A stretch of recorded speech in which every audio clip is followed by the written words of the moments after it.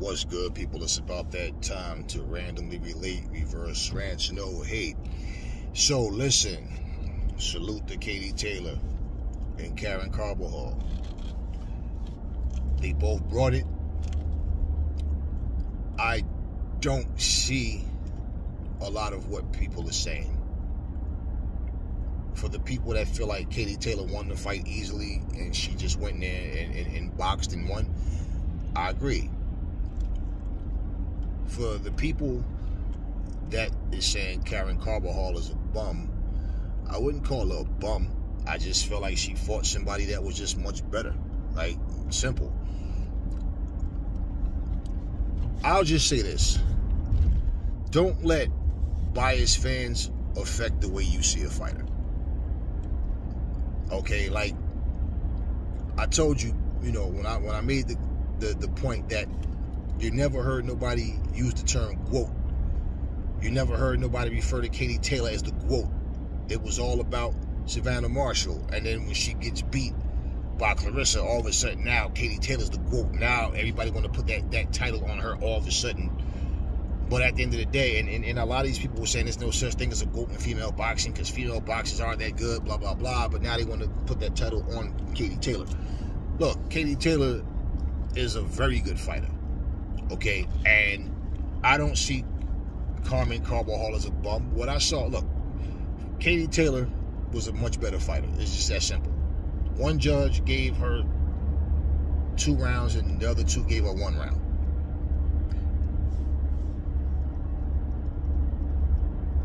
I found it hard to give her any round at all. She was trying. She's just not good enough. She couldn't cut the ring off. She was just pretty much following Katie Taylor around. Katie Taylor controlled everything. Long range fighting, inside fighting, when we're going to engage, when we're not going to engage. All she had to do was the same simple things over and over. She would punch when Karen would punch because she's way faster than her. And sometimes she trick her and throw her, 2 or 3 shots. She was discouraging her from coming in. And like I said, she was just walking in, following her around. She wasn't trying to cut off the ring. She didn't try to rough up and make it a tough fight. Because even times when Katie wasn't moving as much and was standing right in front of her, she was trying to, figure out, try to get in without getting hit. It was basically 2 different levels. Simple. Katie Taylor was just a better fighter. I don't know why y'all calling Karmen Carbajal a bum. But she did what she was able to do. When you guys are saying what she should be doing, well, if she could do it, she would. She wasn't doing it because Katie Taylor wasn't letting her. Katie Taylor was discouraging her. She didn't look comfortable doing anything. She did the best that she could. It just wasn't enough. Simple. Now, what I was thinking about, Michaela Mayer said that she wanted to go up to 135 and she wanted to fight Katie Taylor. Now, my thing is, does she just walk into a title shot or does she have to prove herself first? Coming off of a loss,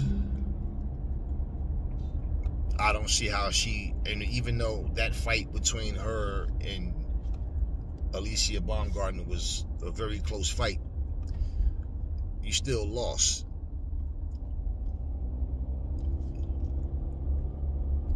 And I'm not saying that she's not worthy of fighting Katie Taylor. But I think for her to come up to that 135 weight class, you can't come up there and have a tune-up.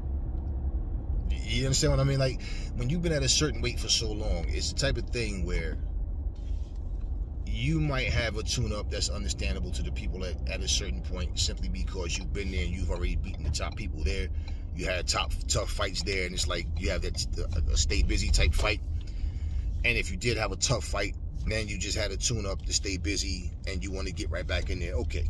But to just move up into a completely different weight class and jump over people that's been there already, it's like, okay.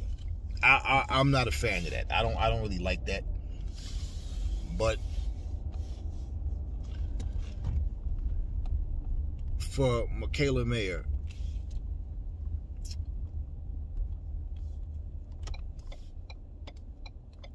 do they put her in there? Do they feel like, well, you know what? She had a good fight against Baumgartner. And then again, see, my thing, I didn't think it was a boring fight.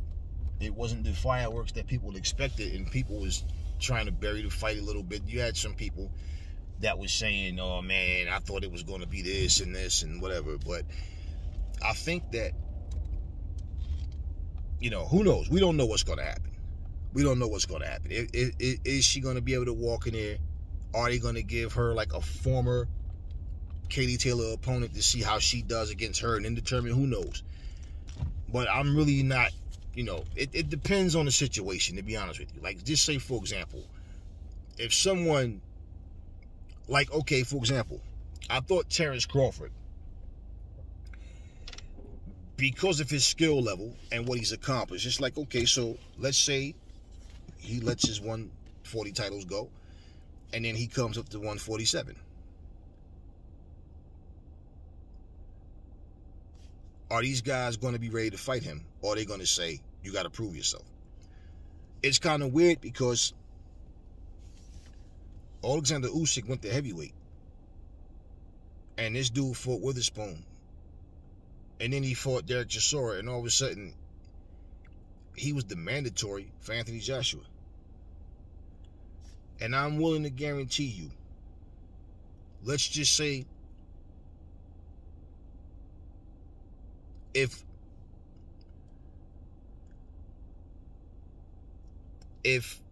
Del Boy would have beat Usyk, he wouldn't have been the mandatory.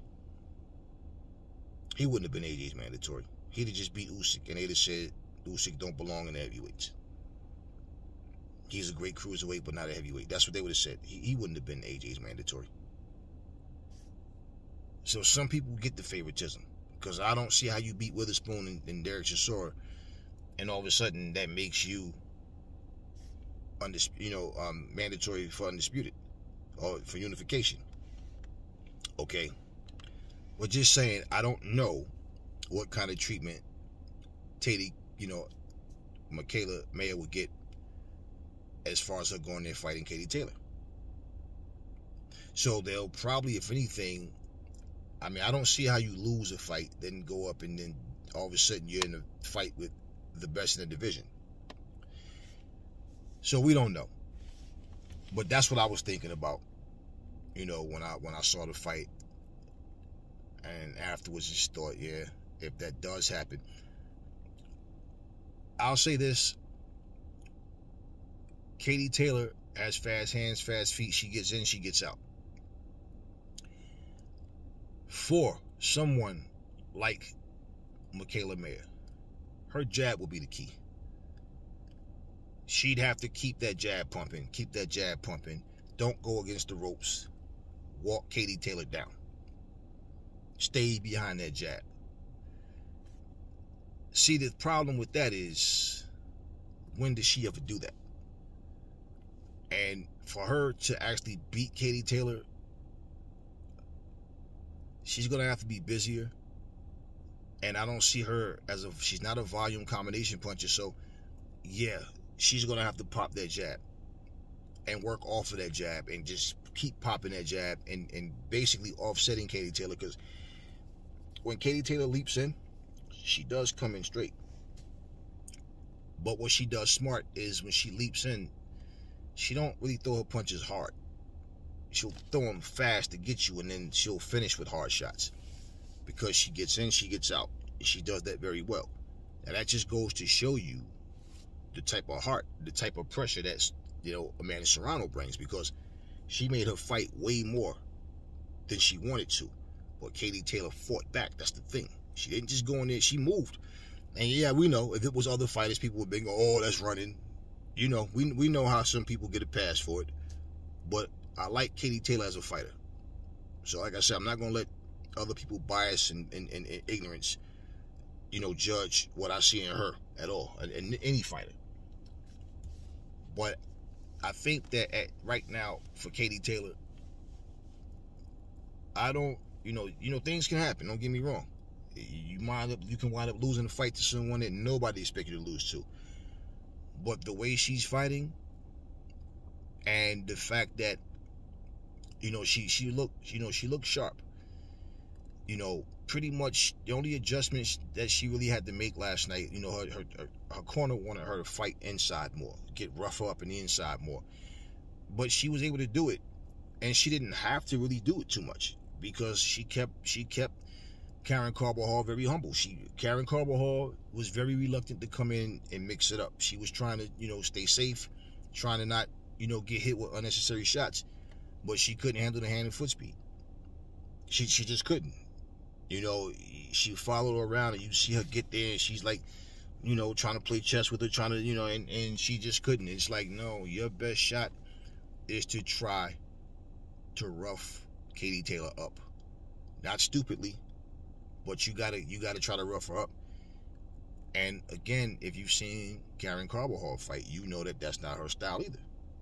So basically, you had two boxers. One, is a decent boxer, and the other one is a very good boxer. I didn't see any bum in the ring.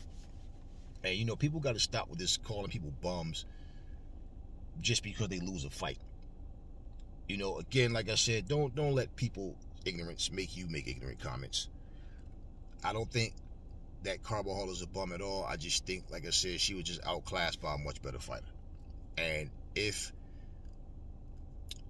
the Michaela Mayer fight does happen, I don't think it's next. I think Michaela has to come up to 135 and beat somebody worthy there. And, then if they decide, okay, she looks good, we think that that's a fight that people want to see, or that's a fight that should have, whatever, just saying, then so be it. I don't think you just come to another division. Like I said, it's one thing if she would have, unified the division, and that wouldn't even been, that would have been unification. But for undisputed, I forget the other girl's name that's at 130, but that's who Baumgartner's going after. And basically, even if that was to happen, then it's like, okay, cool, because now what you have is former undisputed versus undisputed. And then, okay, cool. Teofimo Lopez is talking about going up fighting against Josh Taylor when Josh Taylor was undisputed. And basically, he had just lost a fight, and he's preaching to the world that he got robbed, and he was speaking like he was entitled to have this fight with Josh Taylor. And, that's not the fight that he's having next, but that's another story. So, yeah, there are certain situations where I can see the fights making more sense, especially when it's like a fight everybody wants to see. I don't really think that there's a lot of people that think Michaela Mayer can beat Katie Taylor. Now, that doesn't mean the fight shouldn't happen because of what people think. But I don't think, like you see, her and Baumgartner had a lot of steam and build up because of the dislike and how they was going back and forth with each other, and they felt like, because a lot of people were saying this fight is going to be better than Shields and Marshall fight. Nah, it wasn't though. It was a good fight though. But at the end of the day, I don't really think a lot of people really think that Michaela Mayer will really beat her. That being said, I don't really see them making a rush to put this fight together unless Michaela Mayer beats someone and looks like really good doing it, and especially if it's a former opponent of Katie Taylor's. And I don't mean some powder puff. When one thing I will say about, people who consider themselves the elite or amongst the elite and all, you can't call yourself elite if everything is easy fight, tough fight, easy fight, tough fight. You got to put the work in. The older people start to get, they start to winding down, and like Anthony Durrell said, he was saying, I'm 38 years old, man, I can't be fighting just to fight. I gotta have a reason to fight, and that money gotta be right, gotta be the right situation. And for anybody that don't think that that's reality, that's reality. The difference is a lot of people just won't say what he said, but that's reality. And your team start telling you, man, look, all right, you at an age now, you got to start making this exit strategy. You got to start thinking about how you want to end your career and the type of money, or we're trying to get you the right fights. That's part of the process, and even building your fight up. But As you get older, yeah, they start having you look at things differently, because the reason that a lot of people fight past their prime, let's just be real, a lot of them, you have different reasons, but a lot of people just have it in them, and they feel like, they just don't want to let it go, because one day they won't be able to do it at all. But then you have a lot of underachievers, and the underachievers will fight past their prime because they feel like they still have something to prove. They still want that stamp of approval for people to say, okay, now I put him or her amongst the elite. And so you don't have to be 38. It's just the type of thing where, your camp know when you're not the same. They see you when you're not the same. And if they're honest with you, they'll tell you, and you'll work on things in a different way, because life after boxing is what's more important. And that's reality. And also, fighters don't want to retire broke. So it's a lot that goes into it. So, anyways, like I said, salute to Katie Taylor. She's an amazing fighter. She went in there and did what she had to do. Karmen Carbajal is no bum. She just was outclassed by a much better fighter. It's as simple as that. What the future holds, we will see. And yeah, I mean, Katie Taylor and Serrano, man, they had a war. Their fights were wars. So when you look at those situations and then you see that type of fight, what you always got to understand is, how many of those fights can one person have before they're no longer the same? And so with all the wins and losses, we applaud, we boo, we root for people, we don't, whatever. You always got to understand that that person is a human being, and they have a life, they have a family, and nobody looks forward to having a brain dead relative. Too much of anything can be a bad thing. And Katie Taylor, and I'm saying this because when I watched her last night, I'm looking at the hand speed, the foot speed, I'm looking at the reflexes, the timing, everything. I'm like, okay, she's on point. I always knew this about her, but just saying, when I was watching her, I'm looking at the things that she has right now that makes her stand out. One of the first things that go as you get older and through wear and tear is your reflexes. Her hand speed, because she doesn't have crazy power, but she has very quick hands and very quick feet. Her hand and eye coordination, like everything, you see it, the foot coordination, you see how she gets in and gets out. I remember when she got hurt against, Serrano, she showed her heart. She fought through being hurt. Serrano just couldn't catch her with the right shot. She was still fighting. That's the thing. Nobody lasts forever, man. At some point, there's going to be somebody else that they're cheering and booing. So while we have these people here right now, and we're getting, to see some good fights, despite all the heartaches with all of the other broken promise fights and all of that, but I look at what these fighters are doing, and I'm like, what? It's just so sad, man, because what happens is this. I know why people are calling Karmen Carbajal a bum, is because basically it's a lot of people that was talking shit about Alicia Baumgartner and all this crap about how she lost every round and all this other stuff, and they was pissed about that. So this is why people are attacking Karmen Carbajal. And even for the people, they tried to even, make an excuse about, Marshall not having enough round time, all these just stupid ass excuses. And I know where that bullshit is coming from. And that's why I'm saying, man, it's like, nah, that's not it. Karmen Carbajal is no bum. Katie Taylor is just a solid fighter. It's just as simple as that. She is that good. And I said from the very beginning, when a fighter is just a fighter that goes in the ring to fight, and that's where they prove themselves, they get my respect for that. But when you have fighters that they're salty because other fighters are just as good as them or better, and you have fighters around you, people around you wanting to see you lose just because, it's like, okay, cool, you can feel that way, but for every time you win, it's like you beat a fighter, and then, oh, but he won't beat that guy. He beat that person. Okay, I bet you he won't beat him. He beat that fighter. All right, but he won't be. And it just goes on. And they're doing this every time you fight. They just want to see somebody beat you so badly. So it's one of those things. I look at Marshall, I look at Taylor, Serrano, Mayer, Baumgartner, Shields, all of them. They all bring something to the table. So it doesn't matter who you're cheering for. My whole thing is I give credit where it's due. And I think that what we've seen in Katie Taylor just shows you, man, that she is a very good fighter. She may very well retire, undefeated. Who knows? Who knows? And for the people that's saying, I hope she do, okay, so stop talking shit about Floyd Mayweather.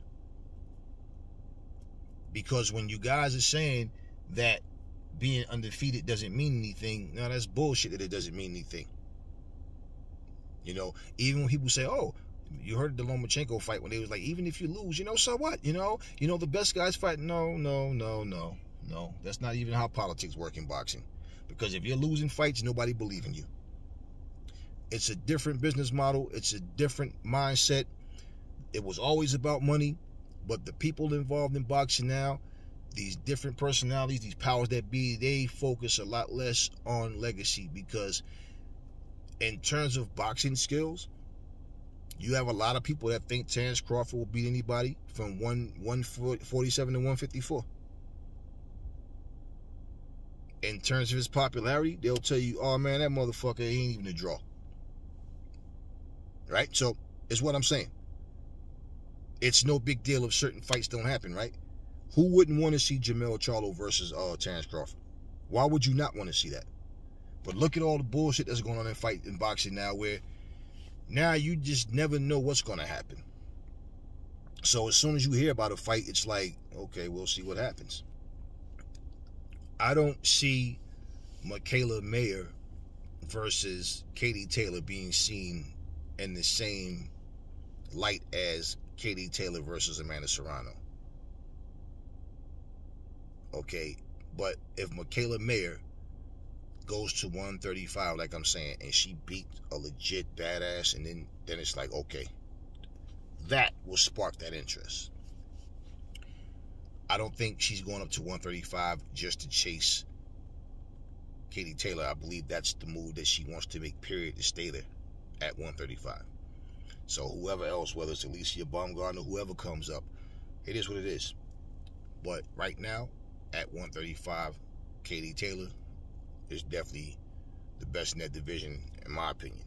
So, salute to her. Salute to Karmen Carbajal. They both did what they had to do. Like I said, y'all stop the hate, man. Don't let these idiots make you guys act just like them. Don't worry about all the nonsense. We know who's who, and we see how different people put it down. So I give respect to those who earn it. But all that, don't even let them get under your skin, because we know what that's about. Anyway, talk to me in the comment section. Never fall in love with lies. Remember, the truth brings hate out of people, and I will catch y'all on the next video.